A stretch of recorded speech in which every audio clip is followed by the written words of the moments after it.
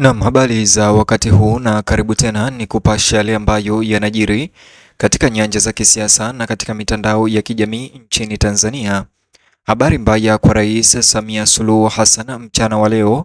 Kizaazaa cha kidiplomasia kimezuka kati ya Tanzania na Kenya baada ya shirika la haki za binadamu Kenya lijulikanalo kama Amnesty Kenya kutangaza hatua ya kufungua kesi nzito na kubwa sana katika mahakama ya Afrika Mashariki EACJ na Umoja wa Afrika AU dhidi ya Samia Suluhu na serikali yake ya CCM. Bonyeza alama like kisha subscribe kabla tuendelee. Kumeibuka dhoruba ya kidiplomasia kati ya Tanzania na Kenya kufuatia tangazo la Amnesty Kenya kwamba litawasilisha kesi katika mahakama ya haki ya Afrika Mashariki na Umoja wa Afrika. Hatua hiyo inatokana na kifo cha kutatanisha cha mwalimu Mkenya nchini Tanzania wakati wa maandamano ambacho kimezusha hasira na wasiwasi juu ya ukiukwaji wa haki za binadamu katika eneo hilo la Tanzania. Kifo hicho ambacho kimesambazwa sana kwenye mitandao ya kijamii kimeibua mijadala mikali miongoni mwa raia wa mataifa yote mawili kuhusu haki, uwajibikaji na uhusiano wa kuvuka mipaka. Kulingana na Amnesty Kenya, kifo cha mwalimu huyo Mkenya nchini Tanzania kinazua maswali mazito kuhusu jinsi raia wa eneo hilo wanavyotendewa wanapovuka mipaka.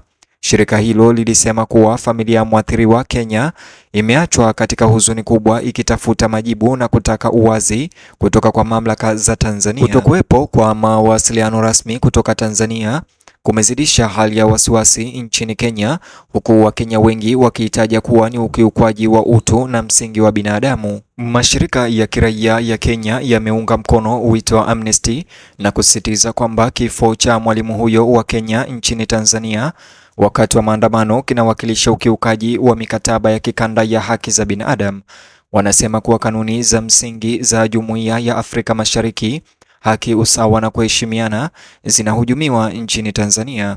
Familia na wanaharakati kwa pamoja wanahimiza uchunguzi huru kubaini ukweli wa kufariki kwa mwalimu huyo.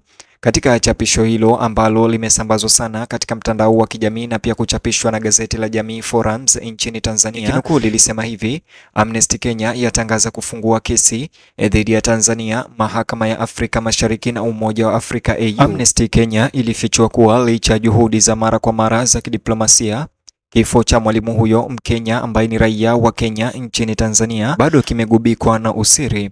Hakuna ripoti rasmi iliyotolewa kwa umma na mamlaka ya Tanzania haijatoa mwili wa mwalimu kwa familia. Shirika hilo linasema ukosefu huu wa ushirikiano unakinzana na sheria na unakiuka zaidi haki za familia ya kufungwa. Kuongezea mvutano huo, Amnesty Kenya ilifichua kwamba raia mwingine wa Kenya anadaiwa kuzuiliwa au kushikwa nchini Tanzania bila kuwasiliana na familia yake, tukio linalohusishwa na mazingira sawa na kifo cha mwalimu wa Kenya nchini Tanzania. Kesi hii ya pili imeongeza wito wa uingiliaji kati wa haraka wa kikanda na uwajibikaji kutoka nchini Kenya. Wataalamu wa masuala ya sheria wameonya kuwa iwapo Tanzania na serikali ya Suluhu haitatoa ufafanuzi wa kina kuhusiana na kifo cha mwalimu huyo raia wa Kenya nchini Tanzania, suala hilo linaweza kuzidi kusikilizwa katika mahakama ya Afrika Mashariki. Kesi kama hizo zinaweza kuashiria mabadiliko makubwa katika jinsi ukiukwaji wa haki za binadamu wa mipakani unavyoshughulikiwa katika kanda. Watetezi wa haki za binadamu wanaamini kwamba kifo cha mwalimu huyo wa Kenya nchini Tanzania kina athari kubwa kwa utulivu wa kikanda. Wanaonya kuwa kushindwa kutatua kesi hii kwa uwazi kunaweza kuchochea kutoaminiana kati ya raia wa Kenya na Tanzania na hivyo kuathiri biashara, utalii na uhusiano wa kidiplomasia. Wachambuzi wa masuala ya kisiasa wanaona kuwa kifo cha mwalimu huyo raia wa Kenya nchini Tanzania kimekuja katika wakati nyeti wa kisiasa. Tanzania tayari inakabiliwa na ukosoaji mkubwa kutoka kwa mashirika ya kimataifa ya haki za binadamu kuhusu jinsi inavyoshughulikia maandamano na upinzani wa kisiasa. Kesi hiyo inaongeza mtazamo unaokuwa kwamba uhuru na uwajibikaji uko chini ya tishio ndani ya nchi. Serikali ya Kenya imekuwa chini ya shinikizo kujibu kwa udhabiti zaidi kifo cha mwalimu huyo wa Kenya nchini Tanzania, huku wabunge na wanaharakati wakiitaka Wizara ya Mambo ya Nje kuchukua hatua madhubuti za kidiplomasia. Baadhi ya wabunge hata wamependekeza kumuita balozi wa Kenya nchini Tanzania wakisubiri kufichuliwa kamili kwa tukio hilo. Nchini Tanzania, maafisa wamekaa kimya kwa kiasi kikubwa kuhusu kifo cha mwalimu huyo Mkenya, wakikwepa maswali ya vyombo vya habari na kukataa kutoa taarifa rasmi. Ukimya huu umechochea uvumi kwamba jambo hilo linahusisha hisia za kisiasa zaidi au uwezekano wa shughuli za kiusalama kwenda vibaya. Tume ya Umoja wa Afrika ya Haki za Binadamu na Watu inaripotiwa kufuatilia kwa karibu kifo cha mwalimu huyo, raia wa Kenya nchini Tanzania. Vyanzo vya habari vinadokeza kuwa iwapo Mahakama ya Haki ya Afrika Mashariki itathibitisha ukiukaji huo, AU inaweza kuanzisha uchunguzi wa ngazi ya hali ya juu ya bara kuhusu mienendo ya vyombo vya usalama vya Tanzania.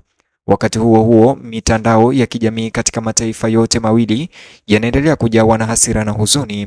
Wakenya wengi wameshiriki jumbe zenye hisia za kutaka haki itendeke kwa kifo cha mwalimu huyo Mkenya, raia wa Kenya nchini Tanzania, wakieleza kuwa ni ishara ya kuongezeka kwa kutozingatiwa kwa haki za binadamu Afrika Mashariki. Mzozo wa kidiplomasia uliochochewa na kifo cha mwalimu huyo wa Kenya nchini Tanzania pia umefufua mijadala kuhusu hitaji la kuimarisha mifumo ya haki za binadamu ya kikanda. Wanaharakati wanazitaka serikali za Afrika Mashariki kuhakikisha raia wanaweza kusafiri na kufanya kazi kuvuka mipaka bila hofu ya kunyanyaswa au kuwekwa kizuizini kinyume cha sheria.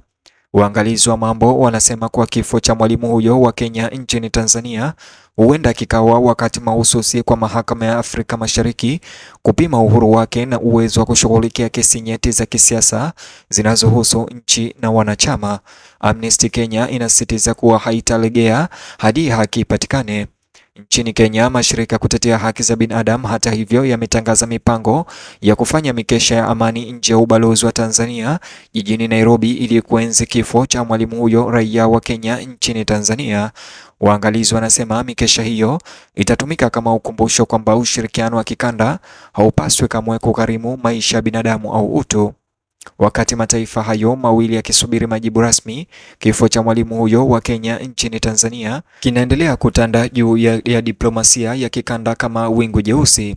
Ni kesi ambayo imewaunganisha wananchi katika huzuni na ghadhabu, na ambayo bado inaweza kuunda upya jinsi Afrika Mashariki na mataifa ya Kenya na Tanzania yanavyokabiliana na masuala ya haki, mamlaka na haki za binadamu. Ripoti hizi ama onyo hili la Amnesty Kenya lililotumwa kwa serikali ya Tanzania sasa limezua gumzo kubwa katika mitandao tofauti ya kijamii, huku Watanzania wengi wakiunga mkono kutaka haki itendeke kwa Mkenya huyo aliyeuawa Tanzania wakati wa maandamano ya baada ya uchaguzi. Mtazamaji, ni hayo tu ambayo nimekuandalia, lakini na kuomba unijuze maoni yako upande wa comment kuhusiana na ripoti hizi kutoka Kenya kuhusu kuishtaki serikali ya Tanzania kwa kifo cha Mkenya huyo. Vile like video hii kisha bonyeza neno subscribe na alama ya kengele chini ya video hii. Ukifanya hivyo itakuwa umenisaidia kwa sana. Vile mtazamaji, bonyeza kiboksi hicho kwenye screen yako. Ukifanya hivyo kitakuelekeza katika taarifa ama habari zetu mpya.